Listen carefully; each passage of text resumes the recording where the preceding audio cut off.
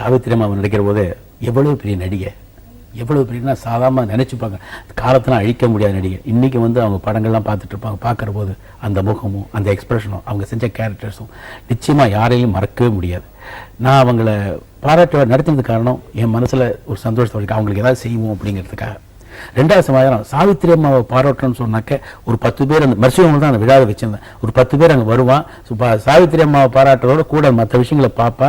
அதுக்கப்புறம் நான் ஏதாவது செய்யறது கூட ஏதாவது செய்யணும்னு நினைப்பாங்கிறதுக்காக நான் யாரையும் கேட்கறதில்ல. நீங்கள் செய்யுங்க, நான் சொல்லவே மாட்டேன். இப்படி ஏன் செய்யக்கூடாதுன்னு சொல்ல மாட்டேன். அவங்க வந்து ஆட்டோமேட்டிக்காக செஞ்சுட்டு போவாங்க. வந்து எதாவது நடக்கும். அந்த மாதிரி அவங்களுக்கு அதுக்காக நான் செஞ்ச உடனே அது நான் அவ்வளோ பெரிய விஷயமா இருக்கும் நான் நினைக்கவே இல்லை. அவங்களை பற்றி புகழ்ந்து பேசுறது சொல்லவே வேண்டாம். யாராலும் சர்வசாதாரணம் பேசலாம். பொய்யே இருக்க வேண்டிய அவசியம் இல்லை. பெரிய நடிகைங்கிறதுக்கு ஒன்றும் இதே கிடையாது. இப்போ என்ன வந்து ஜெய்சங்கர் அவுட் ஸ்டாண்டிங் ஆர்டிஸ்ட் சொன்னால் கொஞ்சம் யோசனை பண்ணணும், சொல்லலாமா வேணாமான்னு சொல்லிட்டு. பட் சாவித்திரி நம்ம பற்றி அவசியம் டக்குன்னு சொல்லலாம். கிரேட்டஸ்ட் ஆர்டிஸ்ட் அந்த அம்மா. அதில் அந்த ஃபங்க்ஷன்லையும் நிறையா கலெக்ட் பண்ணி அந்த அம்மா கையாலேயே வரிசையும் கொடுக்கறதுக்கு நான் ஏற்பாடு பண்ணேன்.